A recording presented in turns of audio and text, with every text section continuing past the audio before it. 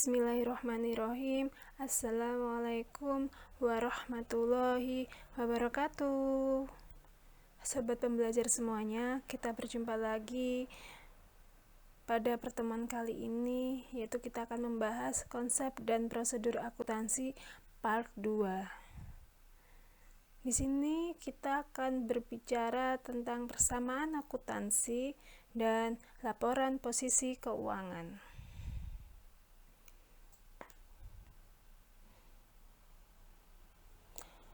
Untuk mempelajari konsep dan prosedur akuntansi ini untuk lebih memudahkan pemahaman kita, maka kita perlu melihat kegiatan bisnis yang ada di sebuah perusahaan perorangan atau PO Berkah Maju.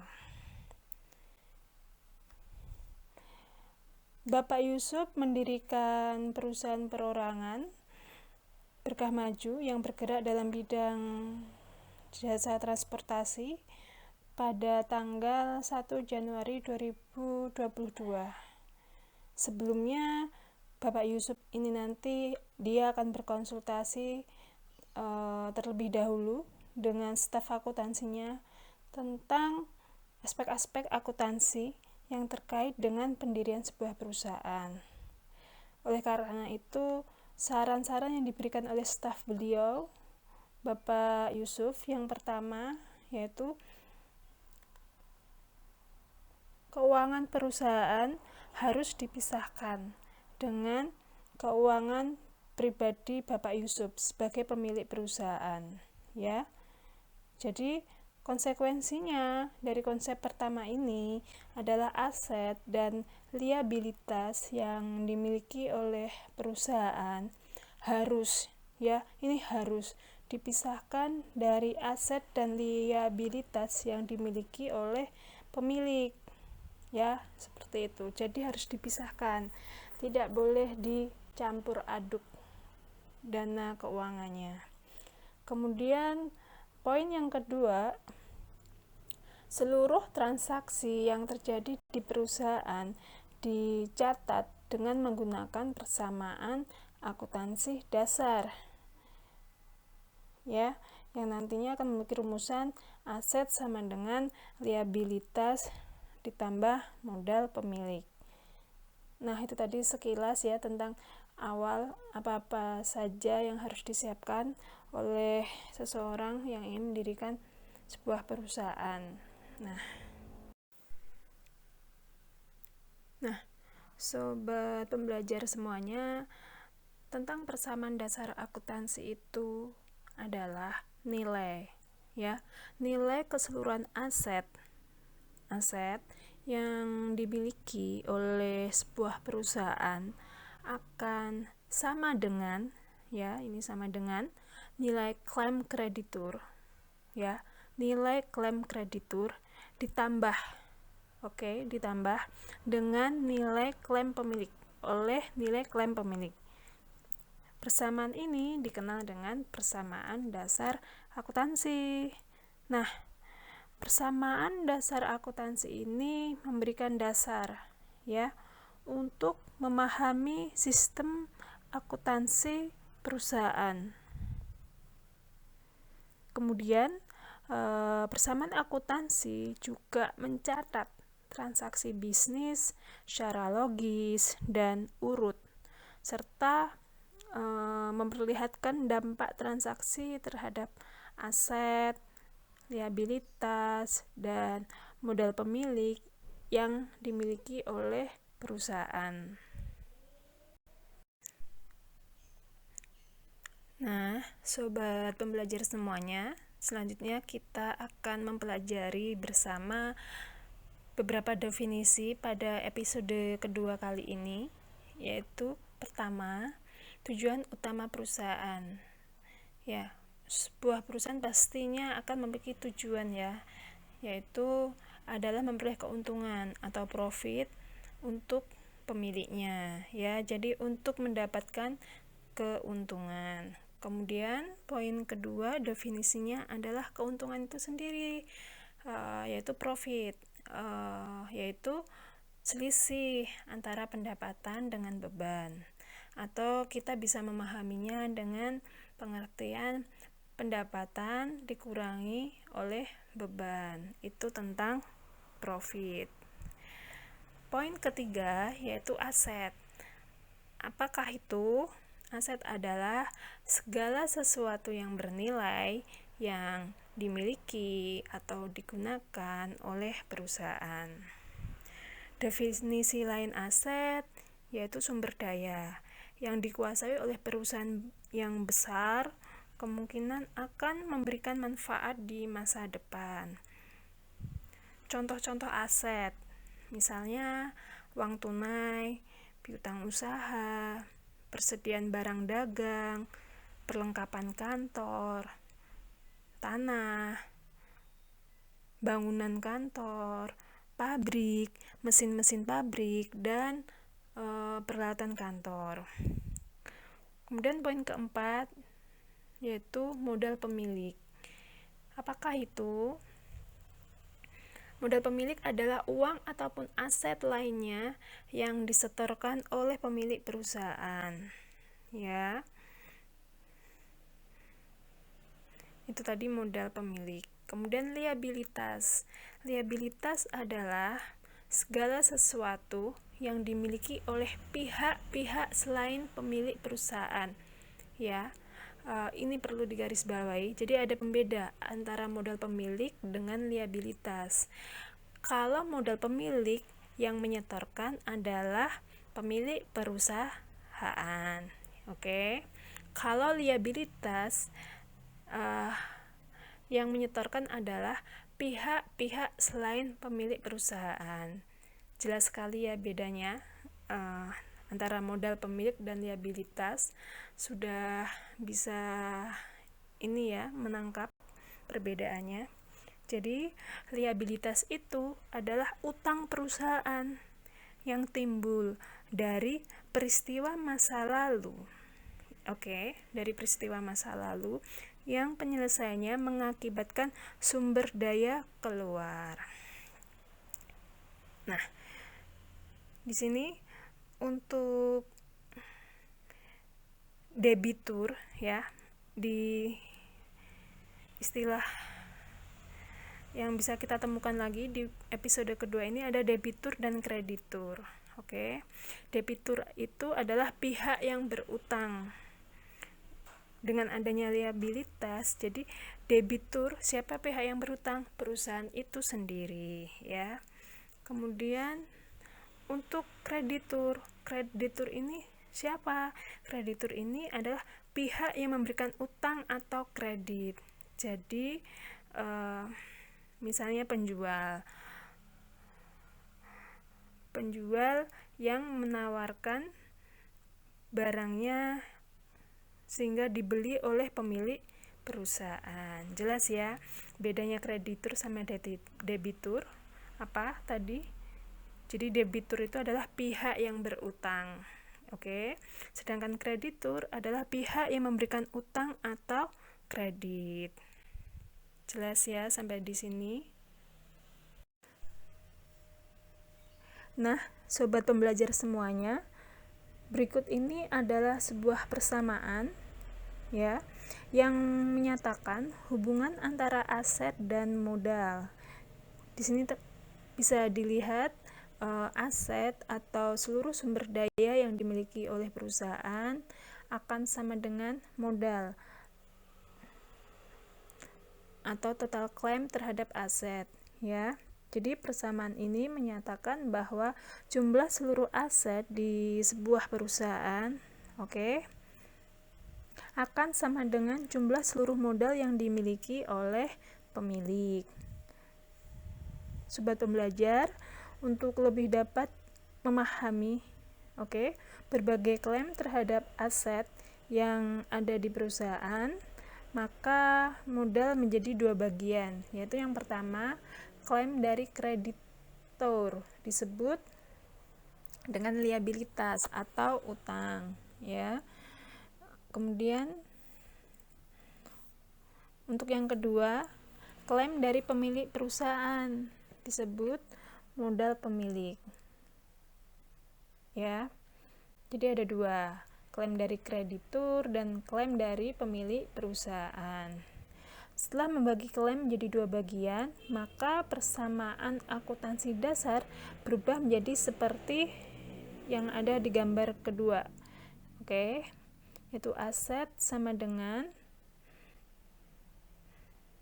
modal dalam kurung liabilitas atau hak pihak ketiga ditambah modal pemilik atau hak pemilik. Oke, jadi aset sama dengan liabilitas ditambah modal pemilik. Ya. Sehingga kita bisa ngambil kesimpulan nilai keseluruhan aset yang dimiliki oleh perusahaan maka akan sama dengan nilai klaim kreditur ditambah dengan nilai klaim pemilik. Ya, maka persamaan ini dikenal dengan persamaan dasar akuntansi. Ya.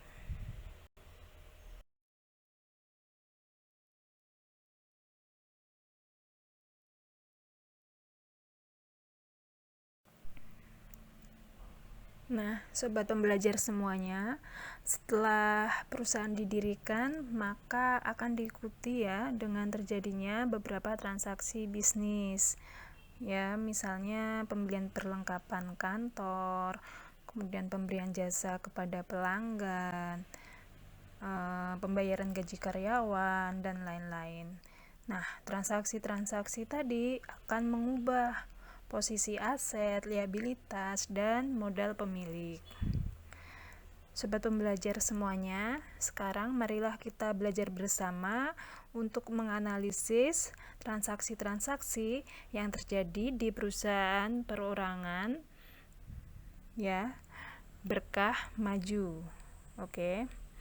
Contoh pertama, untuk transaksi pertama yaitu tanggal 1 Januari 2022.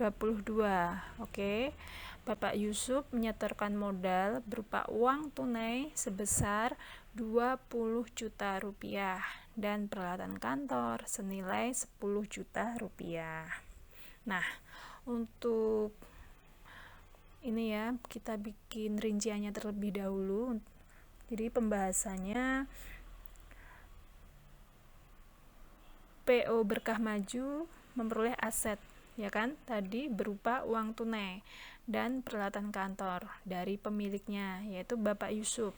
Aset yang diberikan oleh pemilik menyebabkan pertama, maka asetnya akan bertambah. Yang kedua, maka modal pemiliknya di perusahaan juga bertambah. Nah, transaksi ini akan dicatat ke dalam persamaan akuntansi dengan cara sebagai berikut. Nah, di sini ada gambar, kita bisa melihat aset sama dengan liabilitas ditambah modal pemilik. Jadi yang masuk ke dalam aset tadi dari beberapa penjelasan di atas yaitu kas dan peralatan kantor. Karena transaksi pertama yang terjadi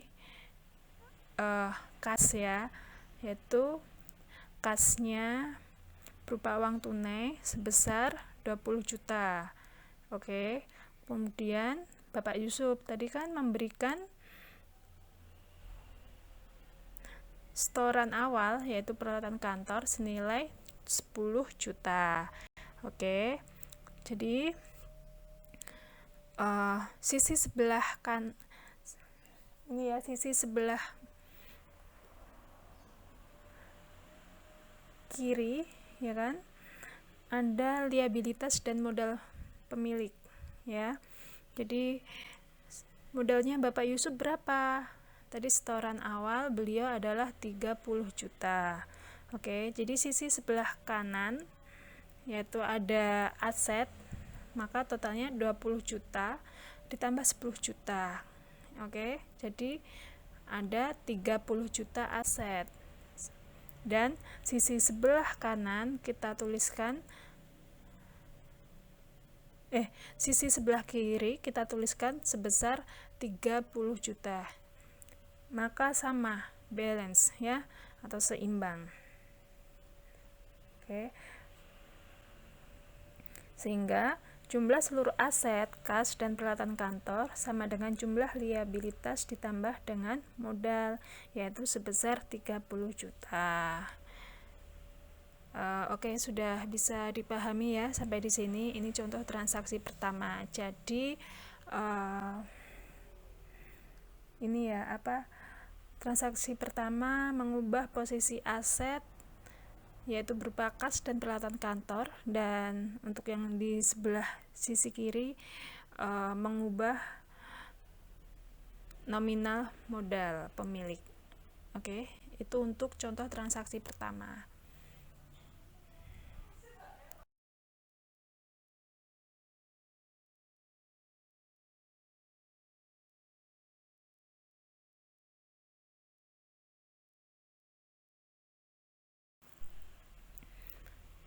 Nah, sobat pembelajar semuanya, baik, tadi kita sudah belajar ya untuk transaksi pertama.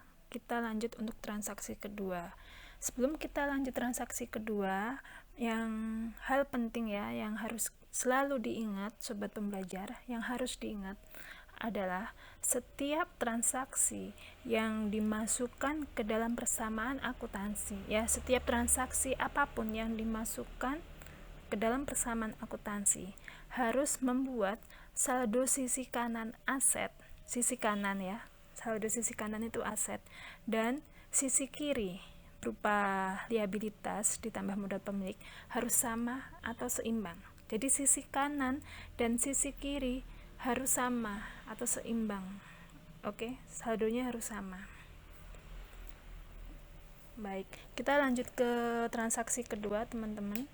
Untuk contohnya di sini ada tanggal 2 Januari. Tadi transaksi pertama tanggal 1, untuk transaksi kedua sekarang tanggal 2 ya. Tanggal 2 Januari 2022.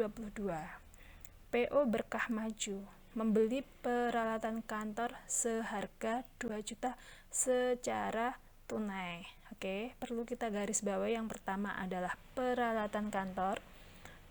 Kemudian yang kedua secara tunai. Oke. Dari modal awal yang diterima berupa kas, kemudian perusahaan menggunakannya ya untuk membeli peralatan kantor seharga 2 juta secara tunai ya. Transaksi 2 ini ya akan menyebabkan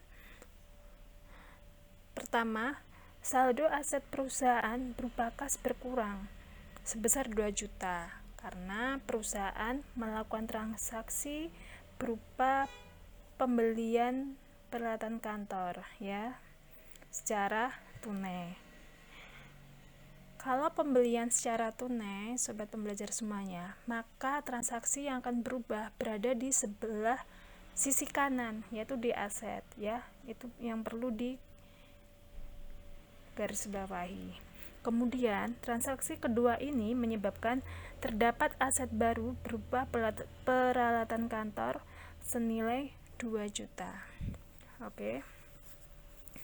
Jadi, ketika terjadi pembelian secara tunai, maka transaksi yang akan berubah yaitu kas dan peralatan kantor.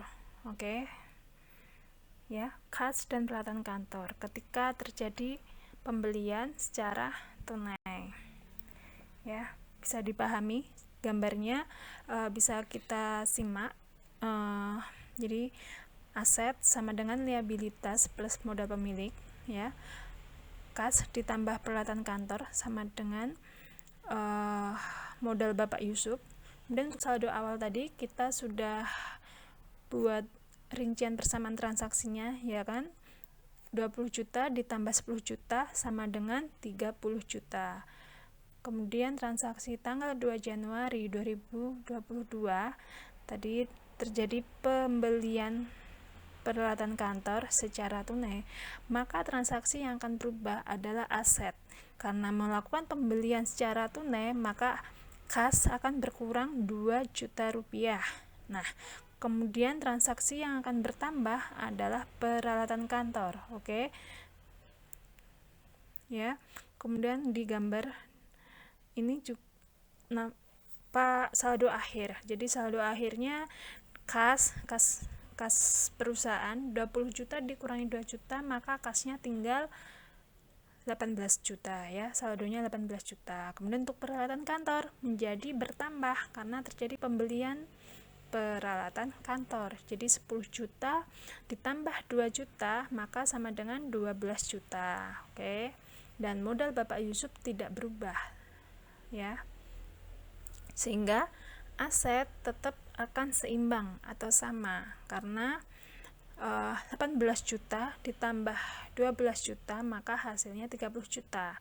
Jadi sisi sebelah kanan saldonya 30 juta dan sisi sebelah kiri saldonya juga 30 juta. Maka aset sama dengan modal pemilik, nominalnya adalah 30 juta. Jadi transaksi 2 ini memindahkan saldo dari suatu aset ke aset yang lain tanpa mengubah saldo aset secara keseluruhan. Jelas ya sampai di sini teman-teman?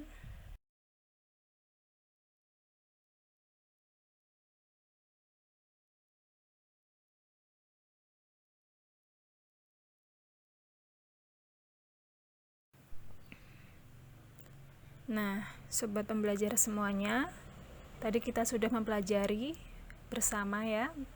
Transaksi pertama yang berubah adalah aset bertambah dan modal pemilik perusahaan juga bertambah. Kemudian untuk transaksi yang kedua yang berubah adalah aset perusahaan berupa kas berkurang dan aset kas berupa peralatan kantor bertambah karena terjadi transaksi pembelian peralatan kantor secara tunai. Nah, tadi kita sudah belajar untuk pembelian peralatan kantor secara tunai, maka pada transaksi ketiga kita akan pelajari pembelian peralatan kantor secara kredit. Nah, gimana pertanyaannya? Kita bisa baca bersama bahwa tanggal 5 Januari 2022 PO Berkah Maju membeli peralatan kantor tambahan seharga 5 juta secara kredit, ya kan? Peralatan kantor secara kredit. Dan batas waktu pelunasannya tanggal 20 Januari 2022. Oke. Kita bisa melihat bersama di sini bahwa transaksi 3 adalah pembelian secara kredit. Jika pembelian secara kredit yang menyebabkan perusahaan memiliki utang, ya kan, atau liabilitas yang harus dibayar 15 hari kemudian. Oke. Bisa dipahami ya. Dan transaksi ini akan menyebabkan saldo peralatan bertambah sebesar 5 juta rupiah. Oke. Dan transaksi 3 ini akan menyebabkan saldo utang usaha atau liabilitas perusahaan bertambah sebesar 5 juta rupiah karena kredit. Jadi saldo utang usaha ini tidak akan hilang, tetap ada di persamaan akuntansi perusahaan ya sampai perusahaan melunasinya. Oke. Di sini kita bisa melihat bersama, kita akan buat rinciannya. Aset sama dengan liabilitas dan modal pemilik, ya. Kemudian di dalamnya aset ada kas dan peralatan kantor sama dengan utang usaha ditambah modal Bapak Yusuf, ya. Saldo awalnya kita dari transaksi kedua tadi adalah 18 juta, itu untuk saldo kasnya. Sedangkan untuk peralatan kantor saldonya ada 12 juta dan modal Bapak Yusuf saldonya 30 juta. Seimbang ya, 18 ditambah 12 juta sebesar 30 juta dan saldo sebelah modal ada 30 juta rupiah. Nah, perubahan transaksi terjadi pada tanggal 5 Januari 2022 ya. Karena pembelian secara kredit, maka transaksi yang akan berubah ada pada saldo peralatan kantor, yaitu bertambah 5 juta rupiah. Kemudian saldo yang berubah juga ada pada utang usaha, juga bertambah di sisi sebelah kiri yaitu liabilitas sebesar 5 juta rupiah. Sehingga saldo akhir yang dimiliki oleh perusahaan Berkah Maju, maka kasnya saldo akhirnya sebesar 18 juta. Kemudian untuk peralatan kantor saldonya ada 17 juta. Asalnya dari mana? 12 juta dari saldo awal ditambah transaksi tanggal 5 Januari 2022. Maka totalnya adalah 17 juta untuk saldo peralatan kantor. Kemudian untuk liabilitas, ya, liabilitasnya karena pembelian secara kredit, maka perusahaan Berkah Maju memiliki utang usaha yaitu sebesar 5 juta. Jadi saldonya utang usaha liabilitas sebesar 5 juta rupiah. Dan sedangkan modal pemilik perusahaan tidak berubah karena tidak ada transaksi yang mempengaruhinya, sehingga tetap sebesar 30 juta rupiah untuk saldonya. Jadi saldo sisi sebelah kanan di aset totalnya 35 juta. Asalnya dari mana? Dari kas ditambah peralatan kantor 18 juta ditambah 17 juta, hasilnya adalah 35 juta. Dan sisi sebelah kiri yaitu liabilitas ditambah modal pemilik dengan saldo 5 juta dari utang usaha ditambah modal Bapak Yusuf sebesar 30 juta, maka saldonya sebesar 35 juta. Jelas ya, jadi total dari aset 35 juta, total sisi sebelah kiri liabilitas tambah modal pemilik 35 juta. Sehingga kita temukan transaksi pada ini ya, tanggal 5 Januari 2022, persamaan akuntansinya ini ya, saldo sisi kanan dan saldo sisi kiri terjadi keseimbangan atau balance. Ya, jelas ya untuk transaksi yang ketiga sobat pembelajar semuanya. Nah, sobat pembelajar semuanya, seluruh transaksi yang terjadi di perusahaan ya dicatat di dalam persamaan akuntansi. Jika seluruh transaksi pada satu periode, misalnya 1 bulan atau 1 tahun, telah dicatat, maka perusahaan dapat menyusun sebuah laporan posisi keuangan. Nah, apa itu laporan posisi keuangan? Adalah sebuah laporan yang menyajikan posisi keuangan perusahaan, yaitu posisi aset, liabilitas, dan modal pada suatu saat atau tanggal tertentu.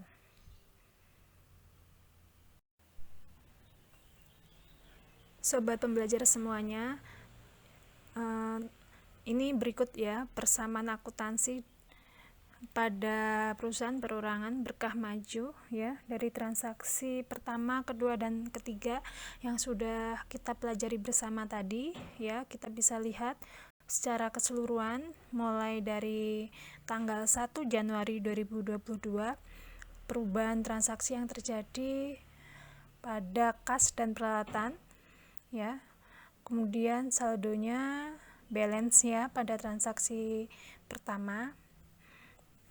Kemudian untuk transaksi kedua yaitu tanggal 2 Januari 2022, transaksi mempengaruhi kas dan peralatan ya, sehingga saldonya pada kas sebesar 18 juta, peralatan berubah menjadi 12 juta, dan saldo pada modal pemilik perusahaan sebesar 30 juta.